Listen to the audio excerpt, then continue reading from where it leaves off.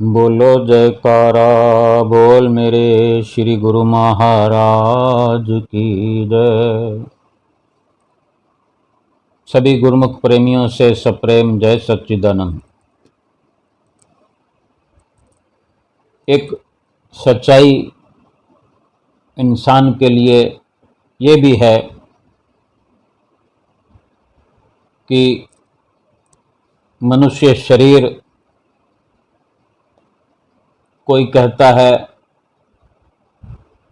ये मकान है, कोई इसको पिंजरा भी कहते हैं, और भी कई तरह के नामों से पुकारा जाता है। अगर मकान है तो फिर मालिक कोई और है। मालिक तो मकान के अंदर रहता है। शरीर तो मालिक नहीं हुआ। शरीर तो मालिक को रखने का एक स्थान है। इस शरीर रूपी मकान ने अपने मालिक को रख रखा है अपने अंदर। और अगर पिंजरा मान लेते हैं तो पिंजरे के अंदर पक्षी होता है। कई प्रकार के पिंजरे होते हैं। ये मान लेते हैं कि ये इस शरीर रूपी पिंजरे के अंदर पक्षी, जीव रूपी पक्षी है, जो उड़ान भरने वाले होते हैं। पक्षी तोते होते हैं, कबूतर होते हैं। यानी ये पिंजरा तो कोई रखने का ही है, पक्षी के रहने के लिए ही एक जरिया है, माध्यम है, जिसके अंदर पक्षी को बंद किया जा सकता है। अब इस जीव आत्मा को पिंजरे तो पहले से मिलते रहे हैं। 84 लाख योनियों में बहुत बदल बदल कर पिंजरे मिलते रहे, रंग बिरंगे, अलग अलग। देखते मन 84 लाख योनियों में किस तरह के जीव जंतु होते हैं, कीड़े मकोड़े होते हैं। कई तो ऐसे होते हैं जो मन को मोह लेते हैं।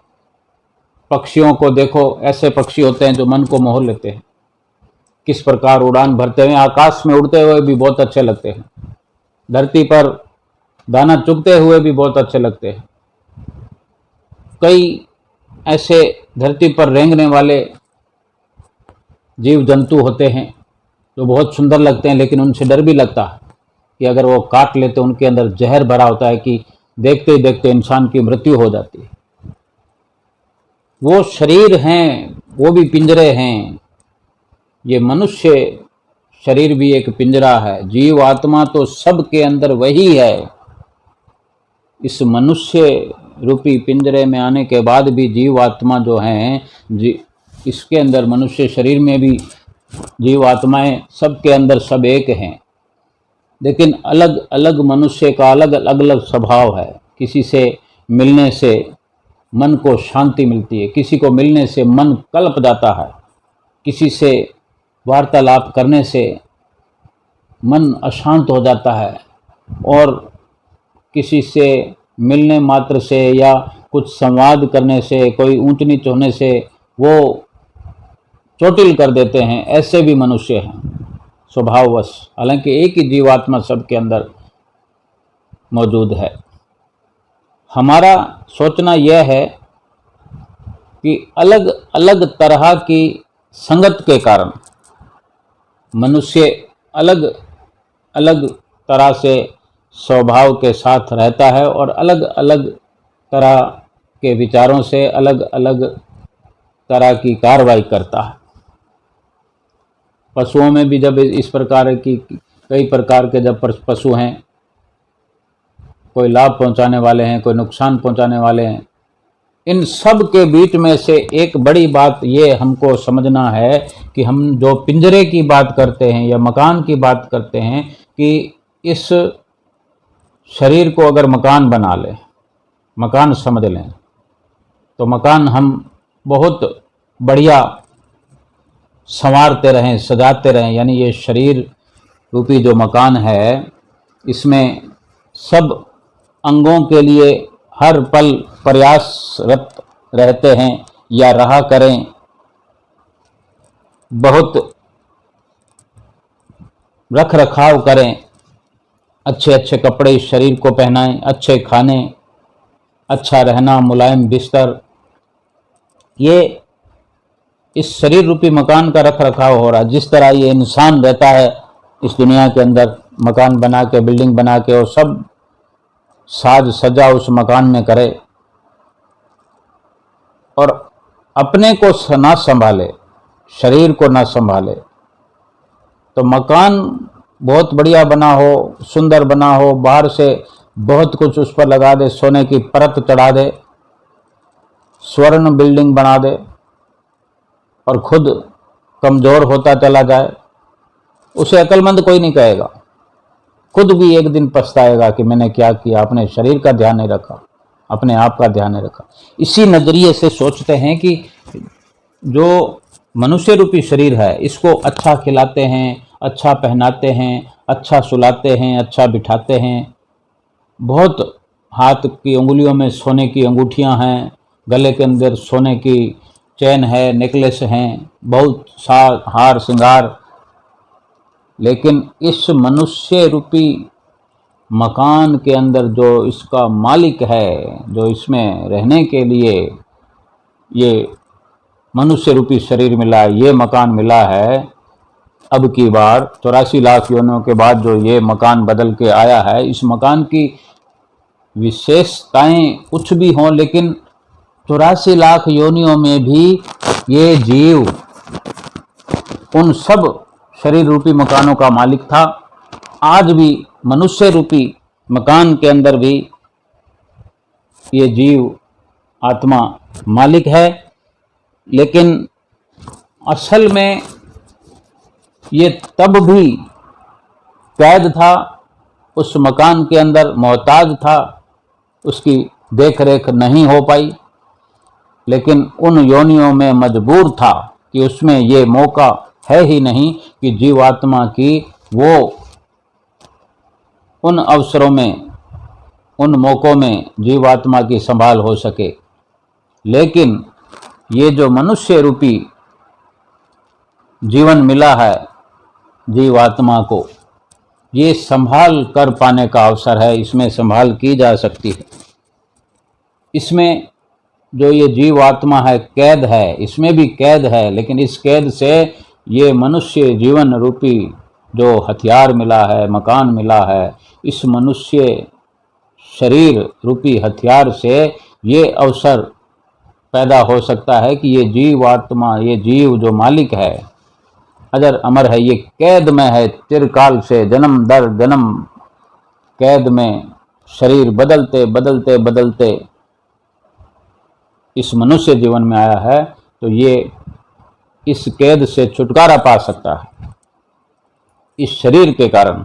इस शरीर के अंदर ये क्षमता है कि ये अपने देश में उड़कर, ये पंछी, जीव रूपी पंछी उड़कर परमात्मा के साथ मिल सकता है उड़ान भर के।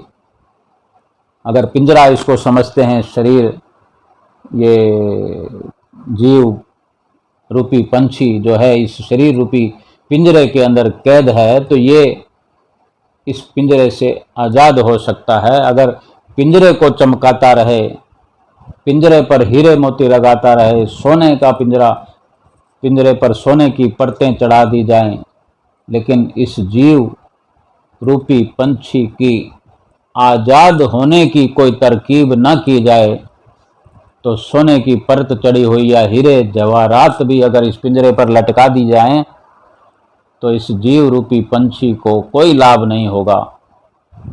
संत महापुरुष ही आगाह करते हैं कि इस जीव रूपी पंछी का जो दाना है वो परमात्मा के नाम रूपी, परमात्मा के नाम की खुराक इस जीव पंछी की है। परमात्मा का भजन इस जीव रूपी पंछी की खुराक है। वो यत्न जब तक नहीं होगा तो ये पंछी, ये जीव रूपी पंछी सुख चैन प्राप्त नहीं कर सकता, चाहे पिंजरा सोने का हो, एल्युमिनियम का हो, लोहे का, पीतल का या हीरे मोती जड़े हों, कोई लाभ नहीं।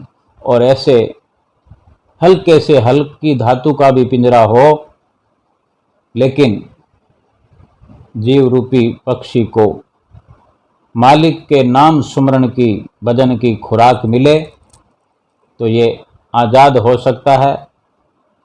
और इसी प्रकार इसका जीवात्मा का असली रख रखाव हो सकता है कि जब ये मनुष्य रूपी मकान, मनुष्य रूपी शरीर रूपी हथियार इसको मिला है, तो इस हथियार से वो यत्न किया जाए कि ये जीवात्मा, जीव हमेशा हमेशा के लिए कैद से छुटकारा पा जाए कि बार बार इसको शरीरों के अंदर आकर के कैद होना पड़ता है। तो ये वो शरीर है, मनुष्य रूपी वो शरीर है जो अब तक इसको 84 लाख योनियों में नहीं मिला, लेकिन अब मिल चुका है। ये भी अगर ऐसे ही शरीर विनश गया, नाश हो गया, बिना नाम जपे, बिना यत्न किए और बिना छुटकारा पाए ये शरीर हाथ से चला गया, तो इतना दुख होगा, इतना दुख होगा इस जीव को। अधिक दुख इसलिए होगा, जो 84 लाख योनियां भोगता रहा वो दुख इतना नहीं, लेकिन इस मनुष्य जीवन के चले जाने पर उससे भी कहीं ज्यादा दुख इसलिए होगा कि हाथ में आया हुआ अवसर चला गया और फिर दोबारा मिलने का नहीं। हमको ये समझना है कि हमें वो स्वर्णिम अवसर मिला है, वो आनंद प्राप्त हम कर लें वो अवसर मिला है, वो धन, मालिक के नाम का धन एकत्र कर लें जो आगे परलोक में काम आएगा। और बाकी संसार के धन पदार्थ, महल माड़ियाँ, रिश्ते नाते सब यहीं पड़े रह जाएंगे। रिश्ते नाते तो मिलते ही रहे हैं, चिड़ियों के भी रिश्ते नाते होते हैं, कुत्तों के भी रिश्ते नाते होते हैं, गाय और बैलों के भी रिश्ते नाते होते हैं, बंदरों के, लंगूर के, बिल्ली, चूहे, कीड़े मकोड़े, सब के सब रिश्तेदारियों में से ही निकल निकल कर आए हैं। कहीं भी सुख नहीं था, चैन नहीं था। संत महापुरुष फरमाते हैं कि रिश्ते नाते बहु मिले, लख 84 माही, सहजो सतगुरु ना मिले, जो पकड़ निकासे बाही। संत सहजो भाई जी कथन करते हैं कि रिश्ते नाते तो बहुत मिले, 84 लाख योनियों में रिश्ते ही रिश्ते तो थे। अगर कोई नहीं मिला तो वो सतगुरु हैं जो 84 लाख योनियों में नहीं मिले कभी, क्योंकि उन शरीरों के अंदर, उन 84 लाख योनियों में क्षमता नहीं है कि सतगुरु को पा सकें या सतगुरु को समझ सकें और समझ बूझ करके उनके कहने पर चल सकें। लेकिन ये मनुष्य जीवन जो है, ये वही अवसर है जिसकी तलाश करते थे। ये अवसर मिलने पर सतगुरु भी मिले हैं, सतगुरु की शरण भी मिली है, उनकी जो वाणियाँ हैं वो भी समझ में आती हैं, समझ में आ सकती हैं, और उन वाणियों को समझकर उनके इशारे पर चला भी जा सकता है और चल करके वो उपलब्धि हो सकती है जो हमें 84 लाख योनियों से तलाश थी अपनी जीवात्मा को परमात्मा से मिलाने की। वो अवसर हमें मिला हुआ है, ये अवसर हाथ से ना जाए। और लंबी उम्मीदें बांध कर भी, लंबा ठहराव करके भी हम बैठे रहें कि हम 2 महीने बाद शुरू कर देंगे भगवान का भजन करना, या 2 दिन बाद शुरू कर देंगे, या इससे भी कोई बड़ी बड़ी अगर योजना बनाता है कि मैं 50 साल की उम्र में शुरू करूंगा, अभी तो 10 साल पड़े हैं, 40 साल की उम्र है, 10 साल तक मैं रुपया पैसा कमाऊंगा, फिर 50 साल की उम्र से मुकम्मल भजन भक्ति करूंगा, वो कभी नहीं, अभी नहीं तो फिर कभी नहीं। आज अभी संभाल अगर हमने नहीं की तो फिर कभी नहीं कर सकते। यही अवसर है, यही वेला है अभी से, आज से, इसी वक्त से, इस पल से शुरू करना है, कर देना है। और जो इतना नफ़ा, इतना भारी लाभ है, उससे वंचित न रह करके इस मनुष्य जीवन की कदर करनी है। इस जीवन में जो श्वास मिले, लाखों लाखों श्वास मिले हैं, उन सब की कदर करनी है। जो सतगुरु की कृपा बरसी हम पर, उनकी कृपा की कदर करनी है, उनके आशीर्वादों की कदर करनी है, और बार बार बलिहार जाना है अपने सतगुरु पे, और सतगुरु की प्रसन्नता प्राप्त करनी है। बोलो जयकारा बोल मेरे श्री गुरु महाराज की जय।